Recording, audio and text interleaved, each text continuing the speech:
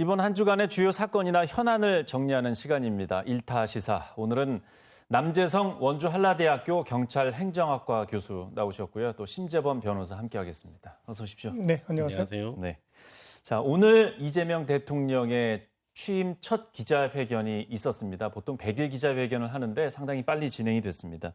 또 질문에 대한 답도 좀 명확히 나온 편이었는데 지난 한 달간의 새 정부의 행보를 먼저 좀 분석해 보겠습니다. 변호사님부터 먼저 말씀해 주시죠. 예, 이재명 대통령의 그 행정 능력 자체는 성남시장이나 경기도지사 시절에 이미 검증이 되어 있었습니다. 근데 최근에 이제 한 달 동안 보여준 그 능력은 상당히 기대보다는 좀 넘어서는 기대 이상의 지금 능력을 보여주고 있는 게 아닌가 싶습니다. 작년 12월 계엄 후 이제 대선 전까지 국민들이 느끼는 불안감이라는 거는 일단 정부가 과연 우리 곁에 존재하는가라는 그 부분과 그리고 이렇게 치열하게 국론이 분열이 되어 있는 과연 통합이 될 수 있을까 이 부분에 대한 부분이었습니다. 그런데 지금 이재명 대통령이 취임하자마자 첫날 그 비상경제점검 그 TF팀 구성을 위한 이제 행정명령 1호를 발동을 하고 그날 저녁에 바로 회의를 진행을 했습니다. 그리고 네. 그 다음날 전임 정부 국무위원들이지만 국무회의를 소집해서 소통하는 모습을 이제 전 국민이 지켜보게 했습니다. 일하는 모습을 보게 된 거죠. 그런 면들을 통해서 아, 정부가 이제 돌아왔구나 이런 느낌을 국민들한테 줬고 그리고 이재명 대통령이 이제 야당 그전 전임 정부 이제 기저효과가 있는데 전임 정부에서 하지 못했던 야당 대표들과의 이제 그 회동도 이제 추진을 하고 그리고 시정연설을 통해 국회 시정연설을 통해서 이념적인 논란이 될 수 있는 문제는 다 뺀 채 어떤 실용적인 경제 문제를 중점적으로 해서 이제 다뤘다라는 부분 그리고 야당 의원들과도 스킨십을 보여줬다라는 부분 그리고 호국 보훈의 날을 맞아서 이제 그 광주 그 민주화운동 유공자뿐만 아니라 유공자 유족뿐만 아니라 천안함 피격 그 유공자라든가 연평 해전 그 유공자들을 모두 초대해서 다 아울렀다라는 부분. 그러면 국민들이 느꼈을 때 아, 국론이 통합될 수도 있겠다라는 그런 기대감을 불러일으키는 그런 한 달이었다고 보여집니다. 네.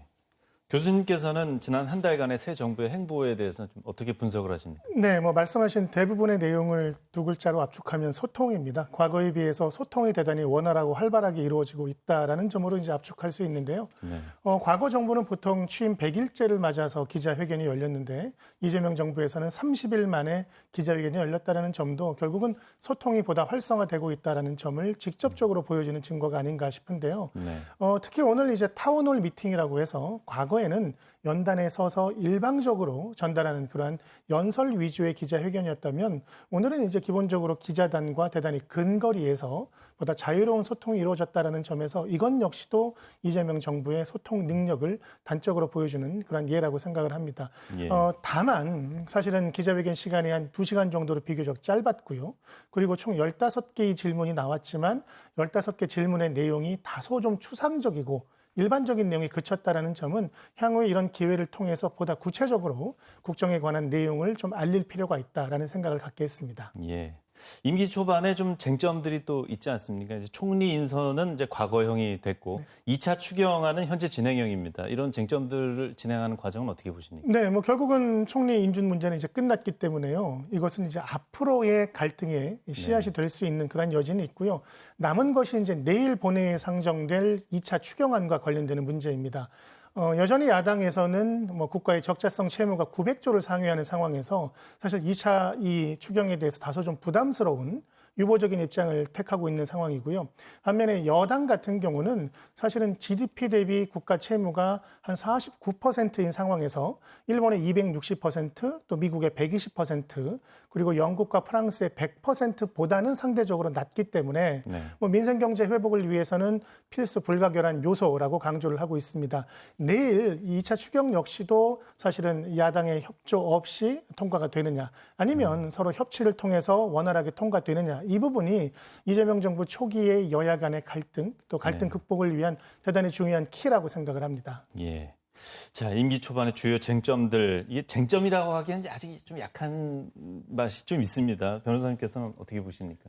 그 이재명 정부의 그 확장 재정 운영에 관해서는 이미 그 대선 출마 전부터 이제 계속적으로 표명해 왔던 부분입니다. 다만 야당이 이 부분에 대해서 재정 건전성이라든가 국가 채무의 증대에 대한 물가 안정 부분에 대한 우려를 자아내고 있긴 한데요. 문제는 이제 그 지금 야당이 사실 정부가 국가가 잘 되기 위해서는 건전한 야당도 존재할 필요가 있습니다. 근데 야당은 더군다나 이제 여대 야소 국면에서의 어떤 야당이라는 것은 사실 국민의 신뢰가 있어야지 됩니다. 지지와 신뢰가 있어야지 그걸 바탕으로 해서 직접적인 권력을 갖고 있는 것이 아니기 때문에 그래서 힘을 갖고 그걸 통해서 정부를 견제를 하게 되는데 지금 과연 그런 야당의 목소리가 전혀 안 들린다라는 부분입니다. 네. 지난 비상계엄 이후 대선 과정에 이르기까지 야당이 지금까지 혁신하는 모습을 보여주지 못하고 있고 그 과정에서 국민들이 뭐 신뢰를 하거나 회복하거나 이런 과정들이 전혀 없습니다. 지금 야당이 어떤 목소리를 내는지 사실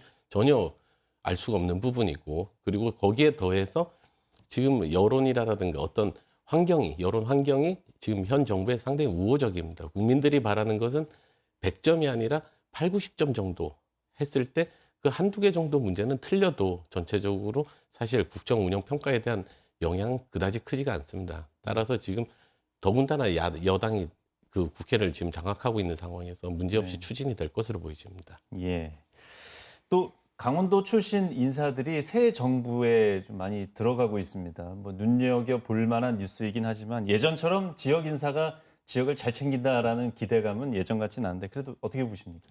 지금 단순히 예전에는 지역 안배 차원에서 그냥 구색 갖추기식으로 이제 장차관 인사를 했었는데 현 정부는 실용주의 노선에 따라서 지역 발전을 위해서는 지역의 어떤 인사를 등용할 필요가 있다라는 입장이었습니다. 네. 따라서 오히려 예전보다 장관 3분 그리고 차관 3분이 이제 포진이 될 텐데 사실 주요 부처 장차관들입니다. 그 법무부 장관, 행안부 장차관, 그리고 네. 국무조정실장, 산자부 차관, 통일부 차관 이렇게 구성이 되어 있습니다. 거기에 더해서 정무수석까지 초론 출신입니다. 이렇게 봤을 때 강원도가 그럼 향후 이제 당면한 과제가 뭔가 했을 때 가장 중요한 것은 강원특별법 개정입니다. 그 네. 부분에 있어서 행안부라든가 법무부가 상당히 중요한 역할을 할 텐데 거기에 산자부, 미래 전략산업 유치를 위해서도 산자부가 상당히 중요한 역할을 할 텐데 이런 정치인들 출신들, 국회의원 관료 출신들이 아니라 정치인 출신이 지금 등용이 됐다는 부분에 있어가지고 정무적인 협조가 상당히 유기적으로 이루어질 가능성이 있지 않겠는가 그런 기대가